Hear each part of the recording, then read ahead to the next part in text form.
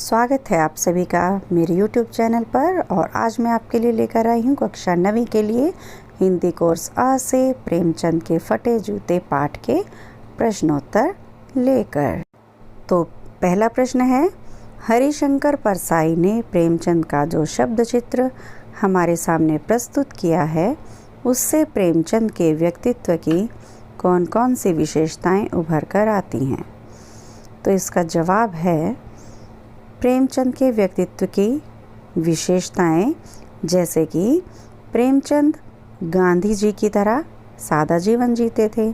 उनका जीवन सीधा सादा था और विचार बहुत अच्छे थे। और इसी प्रकार आपने तस्वीर में भी देखा उनकी कि उन्हें ऐसा नहीं था कि फ़ोटो खिंचवाने के लिए उन्हें कुछ अलग से तैयार होना पड़ा। वो जैसे थे वैसे ही फ़ोटो में बैठ गए और उस वजह से ही लेखक का ध्यान उनके फटे जूतों की तरफ गया था। विचार उनके बहुत उच्च थे। वे समाज में हो रही बुराइयों से हमेशा दूर रहे। उन्होंने समाज की बुराइयों को कभी नहीं अपनाया। तीसरा पॉइंट है, प्रेमचंद एक स्वाभिमानी व्यक्ति थे। उनके अंदर स्वाभिमान था, सेल्फ रेस्पेक्ट था, क्योंकि वो गलत बातों को कभी भी मंजूर नहीं करते थे, उन्हें अपनाते नहीं थे। प्रेमचंद को समझौता करना बिल्कुल भी मंजूर नहीं था, जैसा कि आमतौर पर लोग करते हैं। अपना काम करवाने के लिए रिश्वत देना मंजूर है, भ्रष्टाचार का साथ देना मंजूर है, लेकिन प्रेमचंद ऐसी बुराइयों से समझौता ना करके संघर्ष करते थे। शायद इस प्रकार का संघर्ष करने के कारण ही उनके जूते सामने से फट गए थे। पांचवा पॉइंट है, वे हर परिस्थिति का डटकर मुकाबला करते थे। कैसी भी कठिनाई आ जाए उससे वो हार नहीं मानते थे और संघर्ष करते थे और उन परिस्थितियों का डटकर मजबूती के साथ मुकाबला करते थे। दूसरा प्रश्न है, सही कथन के सामने सही का निशान लगाइए। तो इसका क है, बाएं पांव का जूता ठीक है मगर दाहिने जूते में बड़ा छेद हो गया है जिसमें से अंगुली बाहर निकल आती है। तो क्या ये सही है? नहीं, यह बिल्कुल सही नहीं है। सही पॉइंट क्या था? सही था, दाहिने पांव का जूता ठीक है मगर बाएं जूते में बड़ा छेद हो गया है जिसमें से अंगुली बाहर निकल आई है। दूसरा है, लोग तो इत्र चुपड़कर फ़ोटो खिंचाते हैं जिससे फ़ोटो में खुशबू आ जाए। तो क्या ये पॉइंट सही है? हाँ, यह पॉइंट बिल्कुल सही है। अगला है, मगर तुम्हारी यह व्यंग्य मुस्कान मेरे हौसले बढ़ाती है। नहीं, यह था, तुम्हारी यह व्यंग्य मुस्कान मेरे हौसले पस्त कर देती है।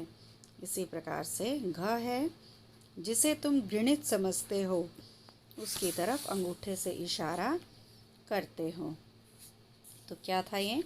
जिसे तुम घृणित समझते हो उसकी तरफ हाथ की नहीं पांव की अंगुली से इशारा करते हो। तो इस प्रकार सही कौन सा हुआ? लोग तो इत्र चुपड़कर फ़ोटो खिंचाते हैं जिससे में फ़ोटो में खुशबू आ जाए। तीसरा प्रश्न है, नीचे दी गई पंक्तियों में निहित व्यंग्य को स्पष्ट कीजिए। इसका क है, जूता हमेशा टोपी से कीमती रहा है। अब तो जूते की कीमत और भी बढ़ गई है और एक जूते पर 2500 टोपियाँ न्यौछावर हो जाती हैं। तो यहाँ पर जूते का आशय समृद्धि से है और टोपी मान, मर्यादा तथा इज्जत का प्रतीक है। टोपी को कहाँ पहना जाता है? सर पर पहना जाता है। और टोपी क्या होती है? सर का ताज होती है। जब भी किसी को इज्जत या मान सम्मान दिया जाता है तो उसका पगड़ी पहनाकर स्वागत करते हैं। ये भी आप सभी ने देखा होगा। तो ये इज्जत और मान का प्रतीक है। वैसे तो क्या है, इज्जत का महत्व संपत्ति, धन दौलत से अधिक होता है, परंतु आज की जो परिस्थितियां हैं उन परिस्थितियों में इज्जत को समाज के समृद्ध एवं प्रतिष्ठित लोगों के सामने झुकना पड़ता है। जिनकी चल जाती है, बड़े लोग होते हैं, पैसा होता है ज़्यादा तो वो अपने पैसे के दम पर इज़्ज़त को भी खरीद लेते हैं, लेकिन असल में टोपी की इज़्ज़त ज़्यादा होनी चाहिए।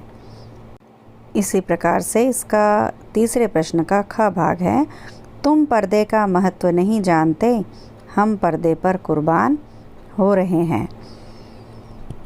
तो यहाँ पर्दे का संबंध भी इज़्ज़त से है। यहाँ कुछ लोग इज़्ज़त को अपना सब कुछ मानते हैं तथा उस पर अपना सब कुछ न्यौछावर करने को तैयार रहते हैं। वही दूसरी ओर समाज के कुछ लोग ऐसे भी हैं जिनके लिए इज़्ज़त का कोई महत्व नहीं होता।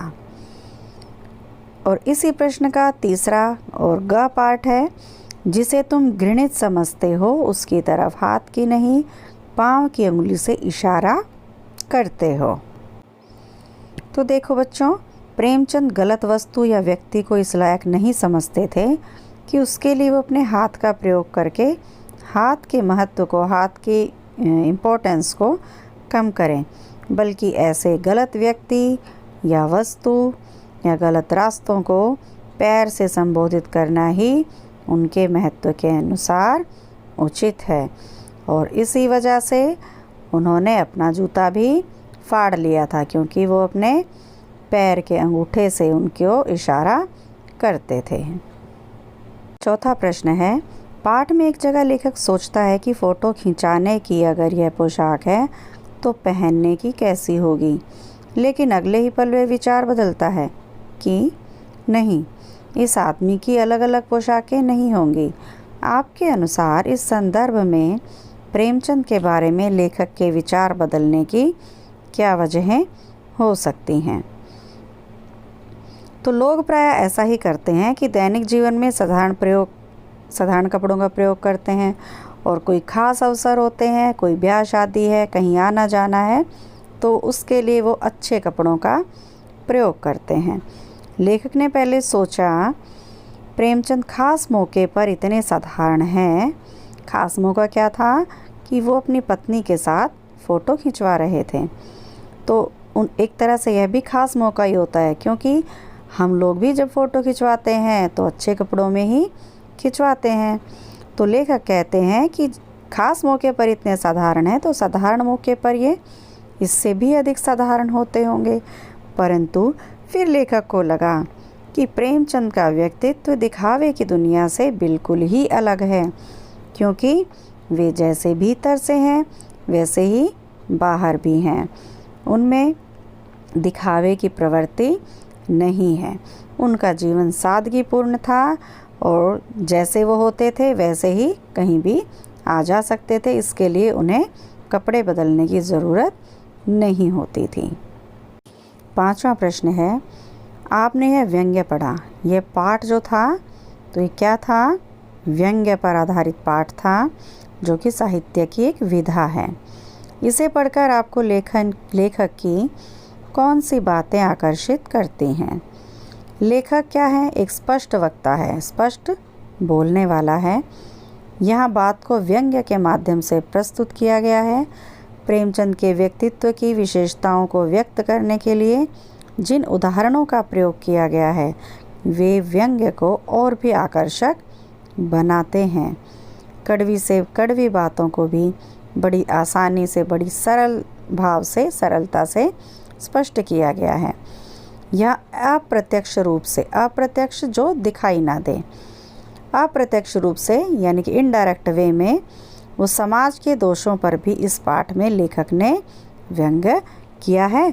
तो इस प्रकार जो उनकी इस प्रकार की व्यंग्यपूर्ण बातें थी, उनसे लेखक की बहुत सी बातें हमें आकर्षित करती हैं। छठा प्रश्न है, पाठ में टीले शब्द का प्रयोग किन संदर्भों को इंगित करने के लिए किया गया होगा? तो टीला क्या होता है?